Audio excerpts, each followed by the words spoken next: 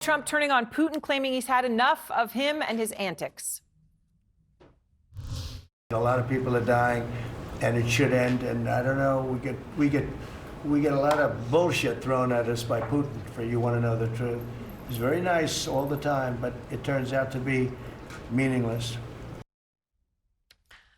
Well, now Trump is seeming to put his money where his mouth is, now saying that Ukraine will have the weapons to defend itself under his administration. We want to put defensive weapons because Putin is not, he's not treating human beings right. He's killing too many people. So we're sending some defensive weapons to Ukraine, and I've approved that. All right, this is a stunning turnaround for Trump, right, to say the least. I mean, just as recently as last week, right, this all started because the administration paused the delivery of missiles to Ukraine, something that Trump was asked about today. So who ordered a pause last week? I don't know. What did you tell me?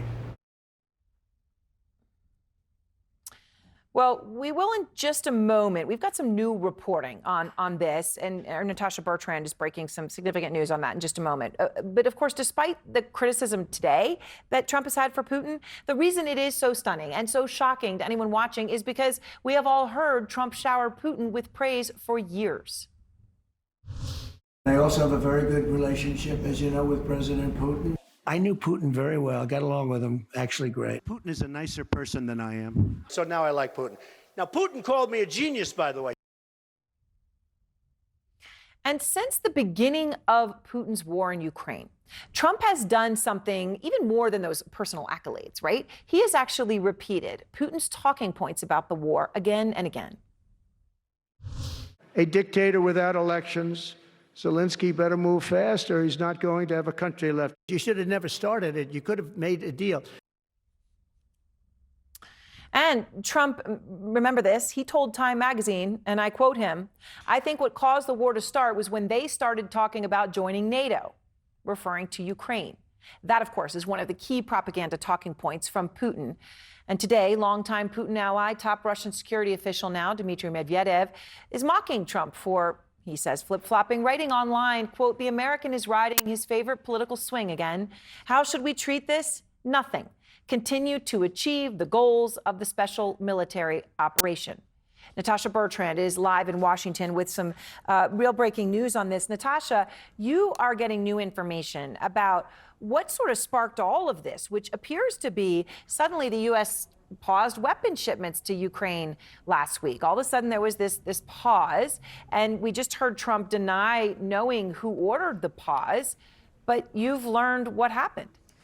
Yeah, Aaron, so my colleague Zach Cohen and I are getting a little bit of a better sense of the timeline here and just how all of this played out. What we're told is that Secretary of Defense Hegseth did not actually inform the White House prior to approving that pause on the weapons shipments. And that pause actually came about because President Trump last month, when he was on a trip to NATO with Secretary of Defense Hegseth, with Marco Rubio, the Secretary of State, he asked them for essentially a state of play when it comes to the U.S. weapons stockpiles because, of course, Iran and Israel were attacking each other and U.S. troops in the Middle East were put at risk. And so he essentially wanted an assessment of, hey, do we have enough in the region in order to protect U.S. troops if they need to defend themselves? But Secretary of Defense Hegseth then kind of delegated that request down to the Undersecretary of Defense for Policy, Elbridge Colby, who ultimately himself made that recommendation to pause this weapons shipment. But Secretary Hegseth ultimately did sign off on it. Now, after all of that, we're told that pause was not actually told to the White House in real time. The White House found out about it in large part through press reports, including Secretary of State Rubio, who is also the president's national security advisor, was not looped in on this beforehand. And so we're told that after he found out about this pause, Trump actually pressed Hegseth to release at least part of that shipment of Patriot interceptors to the Ukrainians because, as we have heard Trump say repeatedly in recent days, the Ukrainians need those defensive weapons. And we're told that he sent much the same message to President Zelensky during that phone call on Friday, in which, yet again, he also downplayed his role in the decision to pause these weapon shipments, Aaron. All right, Natasha, thank you very much. And incredible, though, what you're saying, that this was paused and the White House was not informed. The National Security Advisor was not informed, Marco Rubio, Secretary of State. Retired General Wesley Clark and David Axelrod are with me now. So, David, you spent a lot of time working in a White House. So when you hear this, that the defense secretary signs off on pausing weapons shipments to Ukraine, does not tell the White House, does not tell the national Marco Rubio in his role, and the President Trump says he didn't know who even did this and who approved it. When you hear all this, what do you hear? Absolutely astonishing. I mean, I'll yield to General Clark, who's got a much richer and deeper grasp of military history than I do. But I will tell you from my years in the White House, the idea that a decision like that would be taken on a matter of such import and obviously in a critical place without the National Security Advisor being informed and the President of the United States is beyond belief to me. And if I were the president, I'd be furious about that. I thought it was odd at the cabinet meeting today when Caitlin asked him that question and he said, well, I don't know, you tell me. And the Secretary of Defense was sitting right next to him. So the whole thing was peculiar. Look, I hope this change of heart is real and that these systems go through in full. There's some talk of an additional Patriot air defense system this evening that he wants to send more. That would be great. But this raises alarm bells about how decisions are being made. I mean, General Clark, it certainly seems to you that something like this would be delegated to an undersecretary and sort of signed, sealed, delivered, and take effect with no one telling anybody in the White House or telling Marco Rubio in his role. Well, first it says there's no real policy about Ukraine that's a well-defined, staffed policy. That's the first thing. Secondly, I'm sure that they thought they were following through on the president's intent.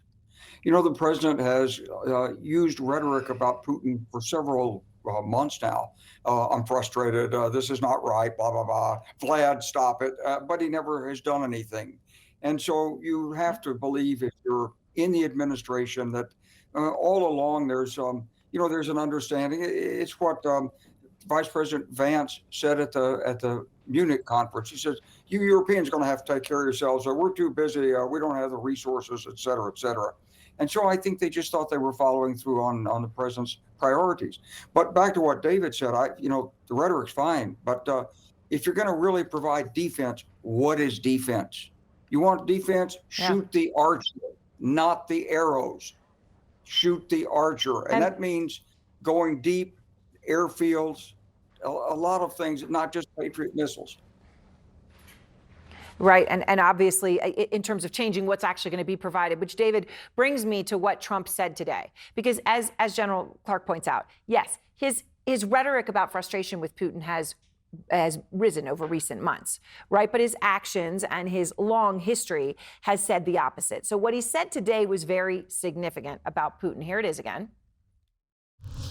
We get a lot of bullshit thrown at us by Putin for you want to know the truth. He's very nice all the time, but it turns out to be meaningless. So, yeah, if he, David, what do you think this ahead. means? I don't know what it means because the president hasn't been very consistent on a lot of different things. This is stunning because he has been so defensive of Putin and on a lot of issues. I mean, we stood up for them at the UN. We haven't applied additional sanctions, though the Congress wants to. We put higher tariffs on Ukraine, but not Russia. There's been a lot of rhetoric from the president, but he's not done anything, as the general said. So what this means now, we don't know. His language, if you listen to it, was we need to send them some. What does that mean? Yeah. I think the Ukrainians are anxious to find out. Yeah, I think as General Clark said, it's the definition of that could mean absolutely everything. But the rhetoric and the president going and actually, swearing, using the word bullshit to describe what Putin's doing is obviously expressing a new level of frustration, at least that we've publicly seen. Thank you both so very much.